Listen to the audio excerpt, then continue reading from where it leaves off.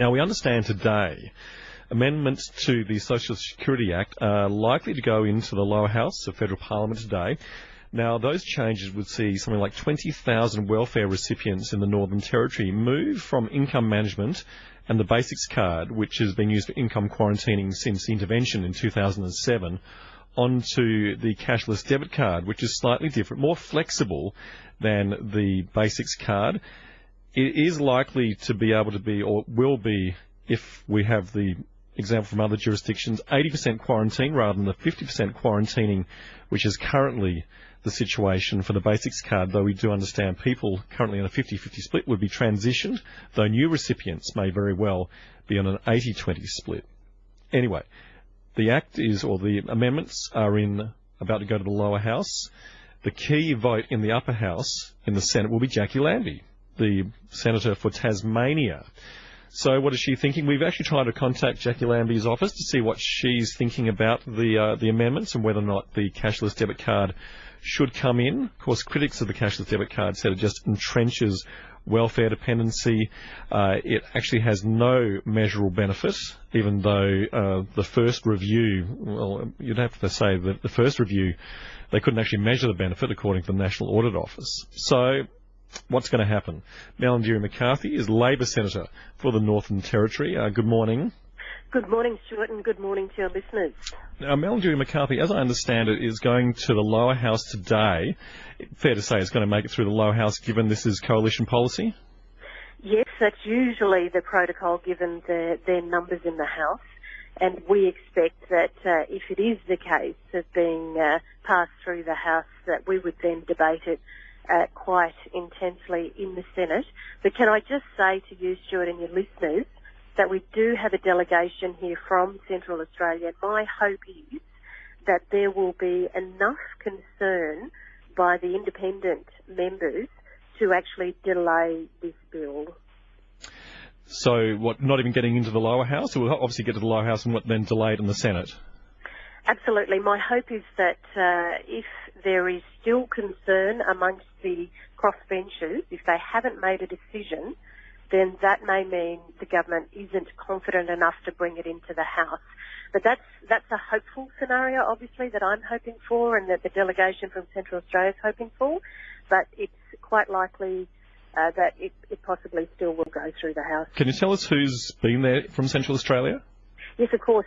We have here in Canberra, walking the halls, is the Central Land Council representatives, also the NPY Women's, and also the Arnhem Land Progress Association from Arnhem Land who's come down as well. So there's quite a large delegation who've come down in the hope that they can stop the cashless debit card being passed. Jacqui Lambie is seen as being the key vote in the Senate. Have you got any idea of which way she's leaning at the moment? Look, I've been working very hard with the crossbenchers and certainly with Senator Lambie. What I have asked is for time to take her to the Northern Territory, to Central Australia and to Arnhem Land to actually hear from people herself. If she had that opportunity, Stuart, I do believe that she would have a better understanding of the concerns that people have and the fact that they don't want it in the Northern Territory. Have you got any idea of where she's leaning on that front, given that it may end up in the Senate tomorrow? Well, that's correct. But I did speak to her as late as last night, and Senator Lambie is very keen to come to the Northern Territory in January, and my take from that conversation is that she's not convinced yet that this is the way to go, and I am hoping that that is a window that we can open further by perhaps delaying this bill. Okay, she hasn't said that on the record as yet? Well, I think that's something people may have to ask Senator Lambie, but I'm certainly encouraging the delegation from Central Australia to work with her again today and work with Centre Alliance and to encourage them all to get to the Northern Territory before they make a decision on something that they're completely unaware of. If it does get to the Senate tomorrow and Jacqui Lambie votes to pass the legislation, will that mean it will inevitably pass, given the way the numbers are in the Senate? Oh, absolutely. Clearly, we don't have the numbers, Labor and the Greens, on our own, and we do need the crossbenchers, and we certainly need Senator Lambie. Now, the Senate had a committee up here, and you were part of that committee just a month and 6 weeks ago. Now, the majority report found that the legislation should pass, so obviously the House may just follow that. Wouldn't that not be the case? Well, of course, we know that the Senate committee was large majority was coalition members. So naturally, it was always going to be a positive outcome in terms of their recommendations. Labor put in a dissenting report, and so did the Greens, and that just goes to show that there is going to be a battle here and a fight, and we'll fight every step of the way to show that, certainly for the 23,000 people in the Northern Territory, that we don't want to see the cashless debit card there.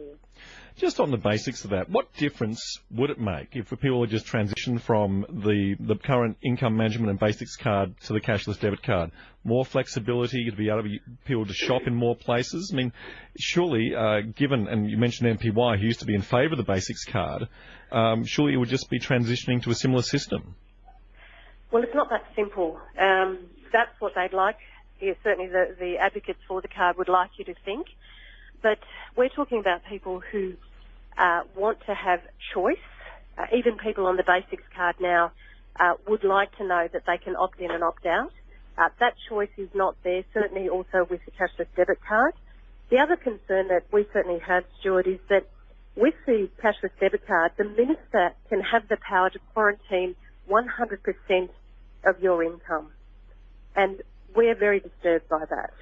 Under an opt-in system, Malarndirri McCarthy, under an opt-in system, would that be a case of no one would be on the card, and then if you chose to have income management, you could have it quarantined?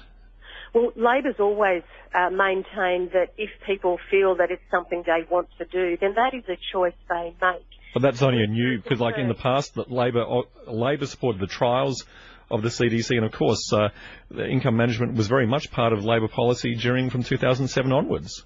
Oh yeah, and Labor's certainly learnt about it since then, let me tell you.